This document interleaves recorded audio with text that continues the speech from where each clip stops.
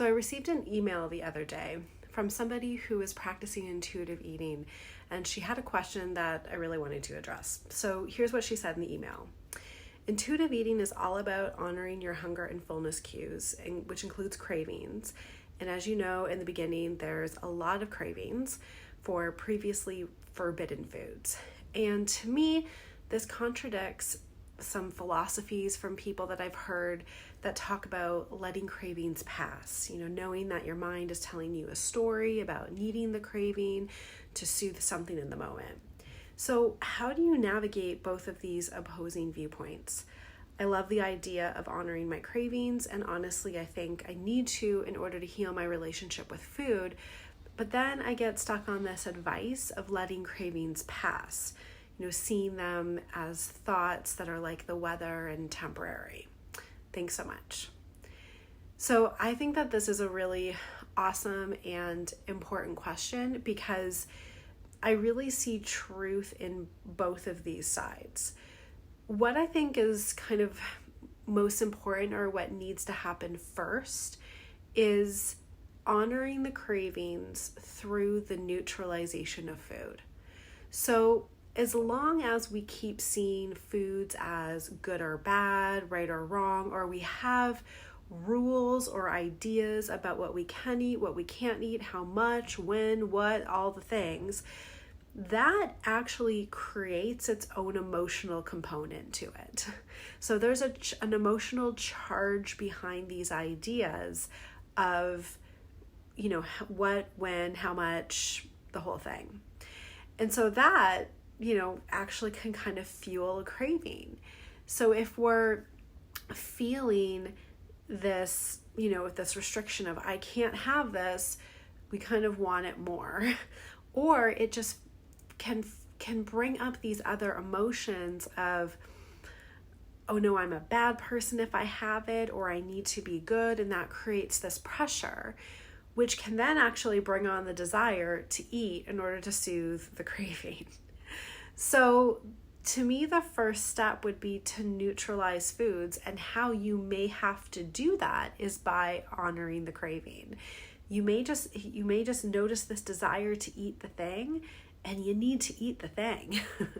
That's one way to start to neutralize it. So I've used this example a lot of times before, talking about like pulling a rubber band back, and you pull the rubber band back, and then when you let it go, it flies. And how far it flies depends on how full it's been pulled back. So how far you've been restricting, how many rules you have. That's like pent up energy. And that energy needs to fully dissipate. If you pull that rubber back again, it still is recharged with energy.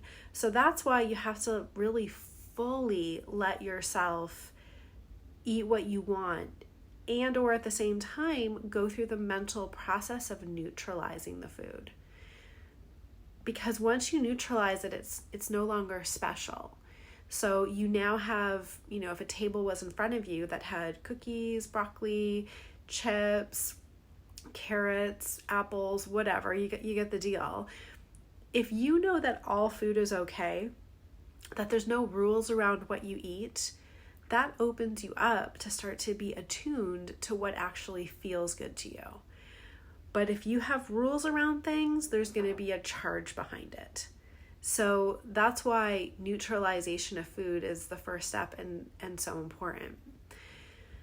So then that would bring me to the second point, which is really this emotional eating piece. So having this craving for eating something, but then, what do you do with that? Do you always eat it? And I'll give you a little bit of an example.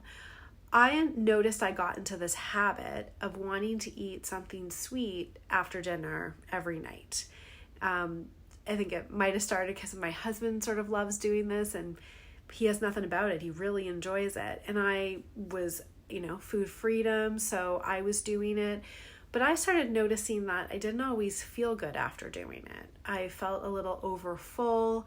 It was getting to a point where I was eating the food and not actually enjoying it.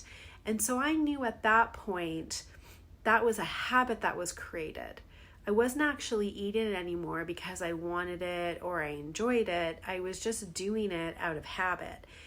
but a craving had developed. So it was like, I couldn't, I just all of a sudden this desire, this craving to have something sweet after dinner kept showing up. And that would be when I would use that moment to see those craving thoughts as just thought, like weather passing through. Like if I didn't listen to those thoughts and I just gave it some time, that eventually that craving would dissipate. And that is what happened. And I would practice that every night to, show myself and actually have experience that not only did I not need it, that I was okay not eating it, and then that habit started to break. So it's not though now that I would deny myself the food if I wanted it. So that's kind of the difference here. So knowing I could eat it if I wanted to, that there was nothing wrong with me having dessert afterwards, but I wanted to check in to see, like, would eating this actually serve me? Would I be like, that was so delicious, I'm so glad I had that, end of story?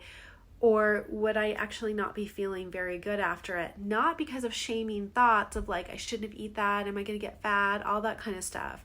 No, just do I physically not feel good? Did I really not enjoy it? Those kind of feelings. And that's where we go through this trial and information process. So I hope that answers your question to the person who sent this to me, and to anybody else who might be having these thoughts about, kind of food freedom and then cravings and intuitive eating. How do you deal with all that? Because the truth is that we can emotionally eat, and there is such a thing as craving, but we first need to be able to get to this point where we honor those cravings and really neutralize food and truly know that there are no rules around anything. We can have whatever we want when we want it, that we're not doing it to ourselves by mentally restricting it. And then we're actually able to identify what are the truer cravings afterwards. And that's when we can, apply that understanding that a craving is just passing thought.